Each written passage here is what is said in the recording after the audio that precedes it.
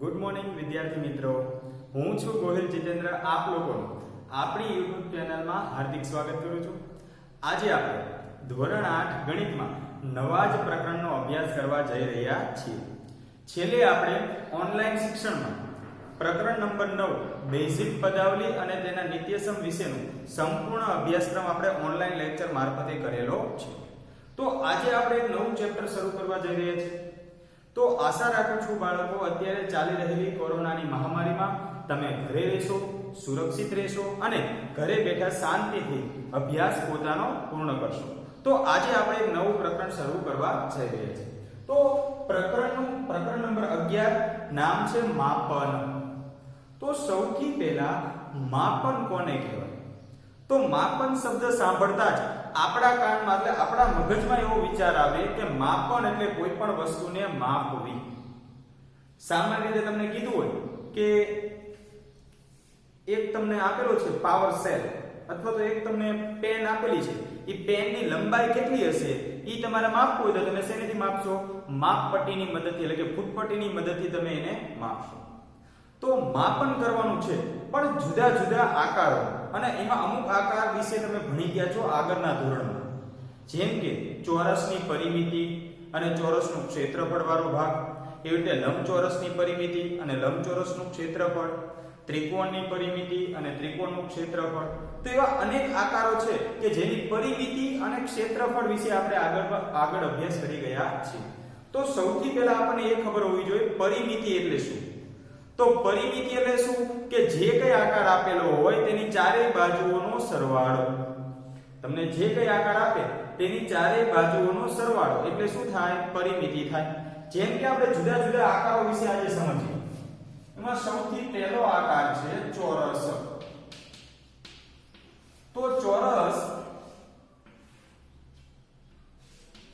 તો ચોરસમાં ચારેય બાજુની લંબાઈ સરખી હોય. આ બાજુનું માપ સરખું હોય, આ બાજુનું માપ સરખું હોય, આ બધી બાજુના માપ કેવા હોય?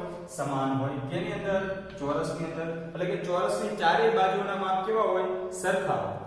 હવે એની પરિમિતિ શોધવી હોય તો પરિમિતિ શોધવી હોય તો ચારેય બાજુઓનો સરવાળો. અહીંયા આપણે બધાની પરિમિતિ લખીશું.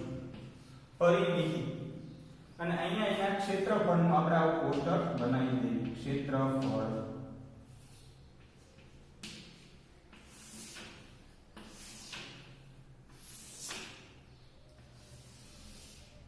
તો આ ચોરસનું થઈ ગયું. બીજું છે લંબચોરસ. તો લંબચોરસ હોય આનો આકાર દોરી નાખ્યો. પણ સૌથી પહેલા ચોરસ છે તો ચોરસની પરિમિતિ શું થાય તે સમજી લઈએ. તો ચોરસની પરિમિતિ એટલે એની ચારેય બાજુઓના માપનો સરવાળો l + l + l અને +l. કેટલી વખત l આવશે? 4 વખત l આવશે. એટલા માટે આની પરિમિતિનું સૂત્ર શું છે? 4l એટલે કે 4l. પછી ક્ષેત્રફળ શું થાય? લંબાઈ ગુણ્યા પહોળાઈ. પણ આમાં લંબાઈ l જેટલી હશે, પહોળાઈ l જેટલી જ હશે. એટલે કે એની લંબાઈ અને પહોળાઈ સરખી જ હશે. તો આમાં લંબાઈ ગુણ્યા પહોળાઈ કરશો તો l ગુણ્યા l એટલે શું થશે? l નો વર્ગ. શું થશે? l નો વર્ગ. અથવા તો તમે શું લખી શકો? l ગુણ્યા l. લંબાઈ ગુણ્યા લંબાઈ. હવે તો લંબચોરસ હોય તો લંબચોરસની પરિમિતિ કઈ રીતે થશે? પહેલા તો લંબચોરસમાં શું હોય? આ જે લંબાઈ પણ અલગ હોય અને પહોળાઈ પણ શું અંદર આવેલી હોય? અલગ અલગ. ચોરસની અંદર બધું સમાન હોય, લંબાઈ પહોળાઈ બંને. જ્યારે લંબચોરસની અંદર શું હોય? લંબાઈ પણ અલગ હોય અને પહોળાઈ પણ અલગ હોય. એક વસ્તુ સમાન હોય. લંબચોરસમાં ચોરસમાં ચારે ચાર ખૂણા કાટખૂણા હોય, જ્યારે લંબચોરસમાં કેવો હોય? ચારે ચાર ખૂણા કાટખૂણા જ હોય. એટલે કે 90 અંશના જ ખૂણા જોવા મળે છે.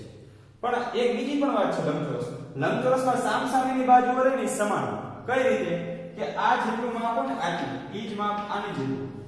આ જેટલી પહોળાઈ હોય એટલી જ પહોળાઈ આ સાઈડ પણ હોય. હવે પરિમિતિ એટલે શું? ચારેય બાજુઓનો સરવાળો. લંબાઈ વત્તા પહોળાઈ, પાછું આ લંબાઈ વત્તા પહોળાઈ. એટલે 2 વખત લંબાઈ ને 2 વખત પહોળાઈ હોય તો બગડો કોમન. લંબાઈ વત્તા પહોળાઈ. તો પરિમિતિનું સૂત્ર થાય 2 કૌંસમાં l વત્તા b થાય. યાદ રાખજો બાળકો, શું થાય? 2 કૌંસમાં l વત્તા b. જ્યારે ક્ષેત્રફળનું સૂત્ર શું થશે? ક્ષેત્રફળ l ગુણ્યા b.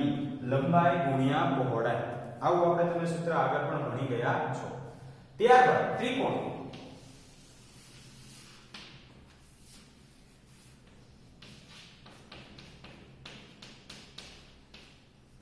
તો ત્રિકોણ ઘણા બધા પ્રકારના હોય. સમબાજુ હોય, વિષમ બાજુ હોય, સમદ્વિ બાજુ હોય. પણ અત્યારે આપણે એવું સમજી લો કાટકોણ ત્રિકોણ છે તેવું માનીને આપણે ચાલીએ. તો કાટકોણ ત્રિકોણ દોરી નાખીએ. જેમાં આ રહ્યો આ પાયો છે અને આ શું છે? વેધ છે. તો ત્રિકોણ છે તો ત્રિકોણની પરિમિતિ શું થાય? કોઈ પણ ત્રિકોણ કાટકોણ હોય તો ભલે, સમદ્વિ બાજુ હોય તો ભલે, સમબાજુ હોય તો ભલે, કોઈ પણ ત્રિકોણ હોય એની પરિમિતિ ગોતવી હોય.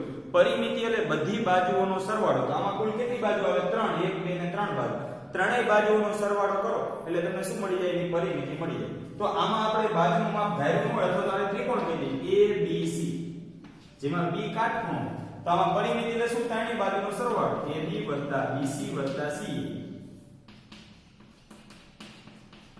ત્રણેય બાજુઓનો સરવાળો એટલે એની પરિમિતિ મળી જાય. પણ ક્ષેત્રફળ ગોતવું હોય તો ક્ષેત્રફળ ગોતવાનું સૂત્ર છે 1/2 પાયો ગુણ્યા શું થાય?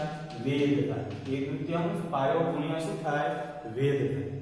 તો આવા ઘણા બધા આકાર તમને બાળકો ચિત્રમાં આપેલા છે, પુસ્તકમાં આપેલા છે પેજ નંબર 170 ઉપર, જેમાં તમને લંબચોરસ, ચોરસ, ત્રિકોણ, સમાંતર બાજુ ચતુષ્કોણ, વર્તુળ આવું ઘણું બધું આપેલું છે. અને એમાં જે આપેલું છે ને એમાં પાયાને b અને વેધને h કીધેલું છે. પાયાને b અને વેધને h કીધું તો 1/2 આવું સૂત્ર બને. બીજું શું બને? 1/2 પાયો એટલે b ગુણ્યા h. તો 1/2 bh આવું પણ સૂત્ર બની શકે. હવે આવું આવો જે એક ચોથું તમને આપેલું છે સમાંતર બાજુ ચતુષ્કોણ. તો સમાંતર બાજુ ચતુષ્કોણ હોય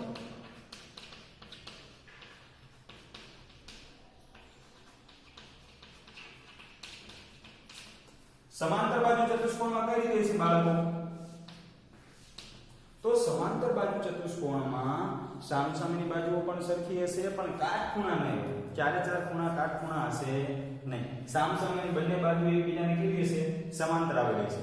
પછી શું હશે? પાસ પાસેના ખૂણા હોય, પાસ પાસેના ખૂણા. પાસ પાસેના ખૂણા એ કેવા હશે? પૂરક હશે. અને સામસામેના ખૂણા કેવા હશે? સરખા હશે. સામસામેના ખૂણા સરખા હશે, પાસ પાસેના ખૂણા કેવા હશે? પૂરક હશે. પૂરક એટલે બે ખૂણાનો સરવાળો 180 થતો હશે. હવે આની પરિમિતિ ગોતવી હોય તો આની પરિમિતિ ગોતવી હોય તો ચારે બાજુનો સરવાળો. કોઈ પણ ચોરસ ચતુષ્કોણની કોઈ પણની પરિમિતિ ગોતવી હોય તો એની ચારે બાજુઓનો શું આવશે? સરવાળો. આમાં જે બાજુના માપ આપેલા હોય તો ચારે બાજુનો સરવાળો કરવાનો. પણ જો આનું ક્ષેત્રફળ ગોતવું હોય તો તમારે કોઈ પણ એક ભેદ તમને આપેલો હશે જેની ઊંચાઈ h હશે. તમને શું આપેલું છે? કોઈ પણ એક ભેદ આપેલો છે.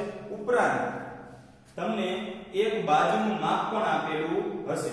તમને કોઈ પણ એક બાજુનું માપ એટલે કે એક કોઈ પણ બાજુનું માપ, આ બાજુનું માપ b ધારી લો તો આ ભેદ આપેલો હશે અને એક બાજુ આપેલી છે પાયો.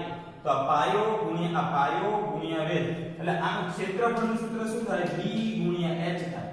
આનું ક્ષેત્રફળનું સૂત્ર શું થાય? b ગુણ્યા h થાય.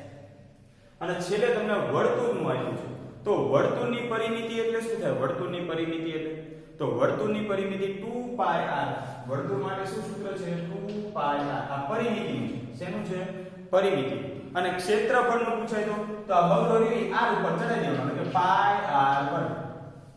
વર્તુળનું ક્ષેત્રફળ પૂછાય તો πr² થાય અને વર્તુળની પરિમિતિ પૂછાય તો 2πr થાય. તો આટલું તમારે બાળકો યાદ રાખવાનું છે.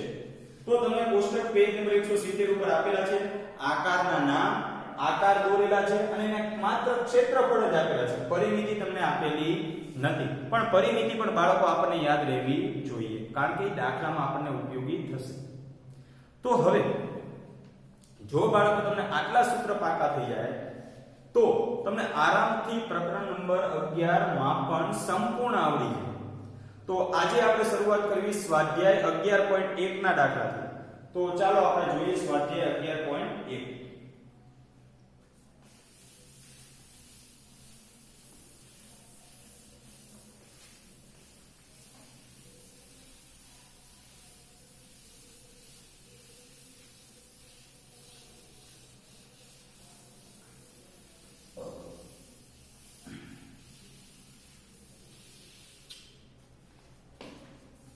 તો દાખલા નંબર 1 શું કહે છે? જો તમને આકૃતિ આપેલી છે ચોરસની લંબચોરસની બંને. એક ચોરસ અને એક લંબચોરસ ખેતર તેમના માપ સાથે આપેલા છે. આ બંને ખેતરોની પરિમિતિ સમાન છે, તો કયા ખેતરનું ક્ષેત્રફળ વધારે છે? અને માપ આપી દીધા છે 60 અને 80 મીટર. તો સૌથી પહેલા બાળકો તમને આવું માત્ર આકૃતિ આપેલી છે. શું માત્ર આપેલું છે? આકૃતિ. ચોરસ અને લંબચોરસ ખેતર. દાખલા નંબર 1 સ્વાધ્યાય 11.1. તો તમને કીધું છે એક ચોરસ આપેલું છે અને એક લંબચોરસ આપેલું છે. આવા બે માપ આપેલા છે, જેમાં ચોરસની લંબાઈ તમને કંઈક 60 મીટર આપેલી છે અને લંબચોરસની લંબાઈ તમને કેટલી આપેલી છે? 80 મીટર આપેલી છે. 60 અને 80 આપેલું છે. ત્યારબાદ શું કીધું છે? બંનેની પરિમિતિ સરખી છે. બાળકો શું સરખું છે? પરિમિતિ. જો બંનેની પરિમિતિ સરખી હોય તો એમાં કયા ઓલાનું ક્ષેત્રફળ વધારે? પણ મારે આનું ક્ષેત્રફળ ગોતવું હોય મારી પાસે પહોળાઈ હોવી જોઈએ. મારી પાસે શું હોવું જોઈએ? પહોળાઈ. પહોળાઈ મને આપેલી નથી, પણ પહોળાઈ નથી આપી, પણ એની જગ્યાએ કહી દીધું છે કે બંને ખેતરની પરિમિતિ કેવી છે? સમાન છે. તો આપણે બંને ખેતર એટલે ચોરસ ખેતર અને લંબચોરસ ખેતર, તો આપણે લખશું ચોરસની પરિમિતિ બરાબર. કેમ બરાબર લખ્યા? કારણ કે બે સમાન આપેલી છે. ચોરસની પરિમિતિ અને કોની? લંબચોરસની પરિમિતિ.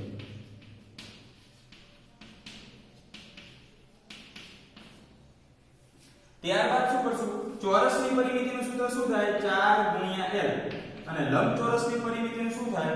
2 કૌંસમાં l વત્તા b. જેમાં આપણને b આપેલો નથી, b પહેલા શોધવાનો છે. તો શું કરશું? આ 4 ના 4 l એટલે ચોરસની લંબાઈ. ચોરસની લંબાઈ કેટલી આપી છે? 60 મીટર. બરાબર ના બરાબર 2 ના 2. l એટલે પાછા લંબચોરસની લંબાઈ 80 મીટર વત્તા b ના b. હવે આ ગુણાકારમાં 2 છે, બરાબરની ઓલી બાજુ જાય તો ભાગાકારમાં આવશે. તો શું થશે? 4 ગુણ્યા 60 મીટર છેદમાં 2 બરાબર 80 મીટર વત્તા b. શું થશે? 2 દુને 4 ઉડી જાય, 6 દુને 12 એટલે 120 મીટર થાય. બરાબર સામે શું આવશે? હજી એક સ્ટેપ આગળ લખીએ. 120 મીટર બરાબર 80 મીટર વત્તા b. હવે આ b શોધો હોય તો વત્તા 80 છે, બરાબરની ઓલી બાજુ થાય તો શું થશે? -80 થશે. તો b બરાબર શું આવશે? b બરાબર 120 મીટર -80 મીટર. તો b બરાબર કેટલા મળશે મને? 40 મીટર. કેમ મારે b પહેલા શોધવો પડ્યો? કારણ કે લંબચોરસનું મારે ક્ષેત્રફળ શોધવું હોય તો એમાં લંબાઈ ગુણ્યા પહોળાઈ મને મળવું જોઈએ. એટલે કે મારી પાસે પહોળાઈ હોવી જોઈએ તો જ હું ક્ષેત્રફળ ગોતી શકું. બાકી ચોરસનું ક્ષેત્રફળ ગોતવામાં કઈ નથી, એમાં તો લંબાઈ ગુણ્યા લંબાઈ, કારણ કે આ બધી બાજુનું માપ 60 જ હશે, ચોરસ હશે. પણ લંબચોરસમાં લંબાઈ અને પહોળાઈ કેવી હશે? અલગ અલગ હશે. તો હવે આપણે બંનેના ક્ષેત્રફળ શોધવું. ચોરસનું ક્ષેત્રફળ બરાબર લંબાઈ ગુણ્યા લંબાઈ. કેટલી આપેલી છે લંબાઈ? 60 મીટર. 60 મીટર ગુણ્યા 60 મીટર. તો આ છાયો 36, પેલા 6 ગુણ્યા 6 36 ને પાછળ 2 મીટર અને મીટર ગુણ્યા મીટર એટલે શું થશે? મીટરનો વર્ગ. તો શું થશે? 3600 મીટર સ્ક્વેર થશે. એવી રીતે લંબચોરસનું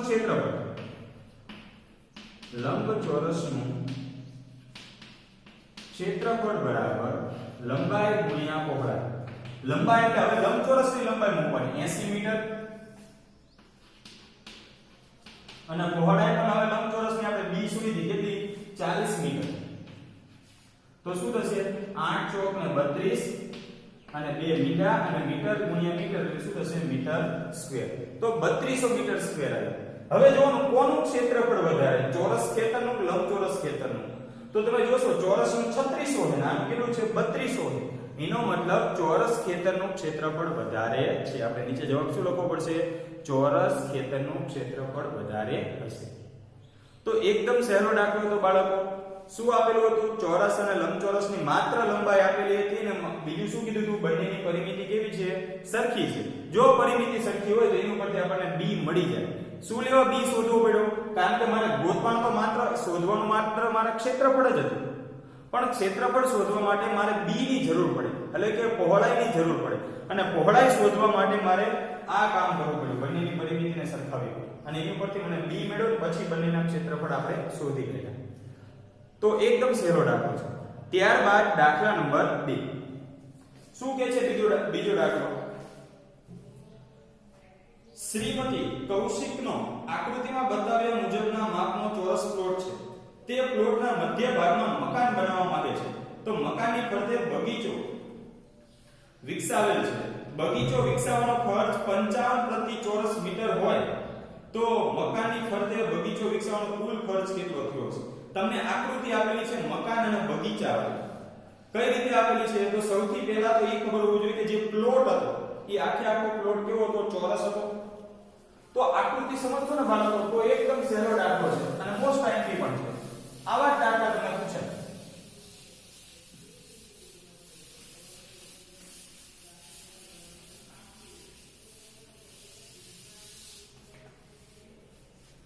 દાખલા નંબર 2 સૌથી પહેલા શું કીધું હતું? એક ચોરસ પ્લોટ છે તો આપણે સૌથી પહેલા મોટો ચોરસ પ્લોટ દોરી નાખ્યો. આ પ્લોટ હતો પણ આખા પ્લોટમાં એ ઘર બનાવતા નથી. મકાન કેટલામાં બનાવે છે? તો કે મકાનની લંબાઈ તમને આકૃતિમાં આપેલી છે. મકાન લંબચોરસ આકારનું છે. જો અંદર મકાન બનાવે છે આવી રીતે, એ આ રીતે મકાન બનાવે છે. મકાન લંબચોરસ છે, પ્લોટ ચોરસ હતો. ચોરસ પ્લોટની લંબાઈ કેટલી આપી હતી? 25 મીટરનો પ્લોટ છે. તો એનો મતલબ ચારે ચાર બાજુનું માપ કેટલું હશે? 25 મીટર હશે. કારણ કે પ્લોટ તો ચોરસ છે અને ચારે ચાર બાજુ સરખી હોય. પણ અંદર શું બનાવે છે? મકાન બનાવે છે. આ શું આપેલું છે? મકાન. મકાનની તમને લંબાઈ આપી છે 20 મીટર. મકાનની લંબાઈ કેટલી આપી છે? 20 મીટર. અને પહોળાઈ કેટલી આપેલી છે? 15 મીટર આપેલી છે. પહોળાઈ કેટલી આપેલી છે બાળકો? 15 મીટર. તો આ ફરતે શું બનાવવાનું છે? બગીચો. ફરતે શું બનાવે છે? બગીચો. આ જેટલી ફરતે જગ્યા રોકી શેની રોકેલી છે? બગીચાની જગ્યા રોકેલી છે. શેની જગ્યા રોકી છે બાળકો? બગીચા. તો આપણે શેનો ખર્ચ શોધવાનો છે? બગીચો બનાવવા માટેનો ખર્ચ શોધવાનો છે. તો સૌથી પહેલા એ ખબર પડી કે આમાં બે આકાર રહેલા છે. જો બાળકો તમને બે આકાર શોધતા આવડી જાય ને તો એકદમ ખબર પડી જાય કે આમાં શું ગોતવાનું છે. મને શું કીધું છે? બગીચાનો કુલ ખર્ચ ગોતો. બગીચો બનાવવાનો કુલ ખર્ચ ગોતો. મારા ફરતે બગીચો બનાવો તો કુલ ખર્ચ ગોતો. તો પહેલા એ શોધવું પડે કે બગીચો બનાવવા માટે જગ્યા કેટલી છે, બગીચાનું ક્ષેત્રફળ કેટલું હશે. તો બગીચાનું જો મારે ક્ષેત્રફળ શોધવું હોય તો શું કરી શકાય બાળકો? બગીચો આ નાનો ભાગ છે. આ જે નાનો ભાગ રહ્યો ફરતી એ શું છે? બગીચો. તો હું શું કરીશ? મોટા ચોરસમાંથી આ મોટું ચોરસ છે એમાંથી આ લંબચોરસ બાદ કરી નાખું તો મારા આટલો ભાગ વધે. આ મોટા ચોરસમાંથી આ નાનું લંબચોરસ બાદ કરી નાખું એટલે કે મોટા ચોરસના ક્ષેત્રફળમાંથી નાના મકાનના લંબચોરસનું ક્ષેત્રફળ બાદ કરું તો મને શું મળશે? આ જે બગીચો રહ્યો બગીચો એનું ક્ષેત્રફળ મળી જાય. તો મારે બગીચાનું ક્ષેત્રફળ ગોતવું ને બગીચાનું ક્ષેત્રફળ બરાબર યાદ રાખજો એકદમ સહેલું છે બાળકો. મારે બગીચાનું ક્ષેત્રફળ શોધવું હોય આપણે કેમ આમ કરતા? આવો એક કટકો આપેલો હોય કે આ a b કટકો આપેલો છે, c બિંદુ કે કાંઈ આપેલું છે. આખું માપ તમને 7 આપેલું છે. આખું માપ 7 આપેલું છે. આ AC 3 આપેલું ને આ ગોતવું તો CD. તો આ આખા મોટા કટકામાંથી આ 3 બાદ કરો દાખલો પડી જાય ને 4 થાય. કારણ કે આ બંનેનો સરવાળો થઈને આખું 7 થવાનું છે. તો બસ આ એની જેવું જ છે. મોટો ભાગ શું છે? ચોરસ પ્લોટ. તો આ ચોરસ પ્લોટનું ક્ષેત્રફળ માઈનસ આ ચોરસ પ્લોટનું ક્ષેત્રફળમાંથી શું કોનું ક્ષેત્રફળ બાદ કરું? મકાનનું ક્ષેત્રફળ બાદ કરી નાખું. મકાનનું ક્ષેત્રફળ ચોરસ પ્લોટના ક્ષેત્રફળમાંથી મકાનનું ક્ષેત્રફળ બાદ કરશો એટલે આપણને શું મળી જશે? બગીચાનું ક્ષેત્રફળ મળી જશે. તો ચોરસ પ્લોટનું ક્ષેત્રફળ એટલે શું થશે? લંબાઈ ગુણ્યા લંબાઈ. અને મકાન કેવું છે? લંબચોરસ છે. એની લંબાઈ અને પહોળાઈ બંને આપેલી છે. તો મકાનનું ક્ષેત્રફળ શું થશે? લંબાઈ ગુણ્યા પહોળાઈ. હવે આ લંબાઈ એટલે કે ચોરસ પ્લોટની લંબાઈ. પ્લોટની લંબાઈ કેટલી આપેલી છે? 25 મીટર આપી છે. તો 25 મીટર ગુણ્યા 25 મીટર માઈનસ મકાનનું ક્ષેત્રફળ એટલે શું થાય?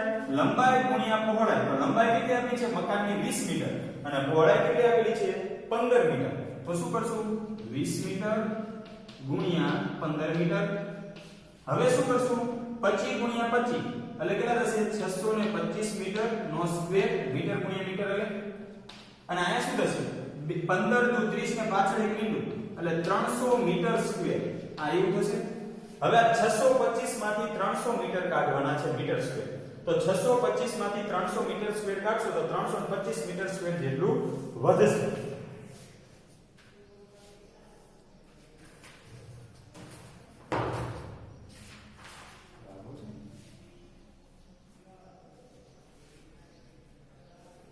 છસો 25 માંથી 300 મીટર તમે બાદ કરશો તો કેટલું વધશે? 325 જેટલું વધશે. ચાલો, તો 625 માંથી 300 બાદ કરો તો બગીચાનું આપણને ક્ષેત્રફળ મળી ગયું. બગીચાનું ક્ષેત્રફળ કેટલું મળશે? તો કે 325 મીટર સ્ક્વેર જેટલું મળશે. કેટલું મળશે બગીચાનું ક્ષેત્રફળ? 325 મીટર સ્ક્વેર જેટલું મળશે. કઈ રીતે મેળવવું? ચોરસ પ્લોટમાંથી લંબચોરસ મકાનની ક્ષેત્રફળ બાદ કર્યું, કારણ કે જગ્યા ગોતવાની આપણે, એટલે ક્ષેત્રફળ ગોતવું. હવે મને ખર્ચ આપેલો છે કે બગીચાનો ખર્ચ 1 મીટર સ્ક્વેર અને ચોરસ મીટર એટલે 1 મીટર સ્ક્વેર. 1 મીટર સ્ક્વેર ના 55 રૂપિયા ખર્ચ છે. 1 મીટર સ્ક્વેર જેટલું કામ કરે એટલે કેટલા રૂપિયા આપવા પડે? આપણે 55 રૂપિયા આપવા પડે. બગીચો બનાવવાનું 1 મીટર સ્ક્વેર જેટલું કામ કરે તો આપણે એને 55 રૂપિયા આપી છે. તો આપણે તો આટલો બગીચો બનાવવાનો છે 325 મીટર સ્ક્વેર જેટલો. તો કુલ ખર્ચ કેટલો થાય? તો આપણે ત્રિરાશિ મૂકવી પડે, ક્ષેત્રફળ અને ખર્ચ વાળું. 1 મીટર સ્ક્વેર ક્ષેત્રફળ હોય તેનો ખર્ચ કેટલો છે? 55 રૂપિયા છે. તો આપણી પાસે કુલ કેટલું ક્ષેત્રફળ છે? 325 મીટર સ્ક્વેર જેટલું છે. તો ખર્ચ કુલ કેટલો થાય? તો કુલ ખર્ચ ગોતવો હોય, કુલ ખર્ચ, તો ત્રિરાશિમાં સામસામા ગુણાકાર કરશો, ક્રોસ ગુણાકાર, તો 325 ગુણ્યા 55. 325 ગુણ્યા 55 આ બંનેનો ગુણાકાર કરો એ તમારો જવાબ. તો 325 ગુણ્યા 55 કરવાના છે.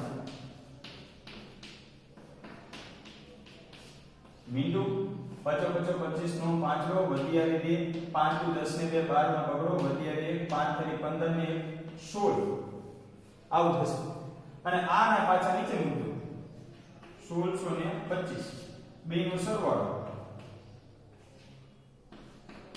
17875 રૂપિયા ખર્ચ થશે. ખર્ચ કેટલો આવશે? 17875 રૂપિયા. કેટલો ખર્ચ આવશે? 17875 રૂપિયા જેટલો ખર્ચ થશે. તો એકદમ સહેલું છે બાળકો, પણ થોડુંક મગજ ચલાવવાની જરૂર હોય છે. તો એકદમ પહેલો અને બીજો દાખલો એકદમ સહેલો હતો. બીજો દાખલો થોડોક જોવા જેવો હતો કે ભાઈ ચોરસ પ્લોટમાંથી તમારે લંબચોરસ મકાનનું ક્ષેત્રફળ બાદ કરો તો તમને આ ફરતે જે બગીચો રહ્યો એનું ક્ષેત્રફળ તમને મળી જશે. તો આશા રાખું છું આ લેક્ચર તમને ગમ્યો હશે. જો તમને આ લેક્ચર પસંદ આવે તો પ્લીઝ લાઈક, શેર અને કોમેન્ટ કરવાનું ભૂલશો નહીં. અને સાથે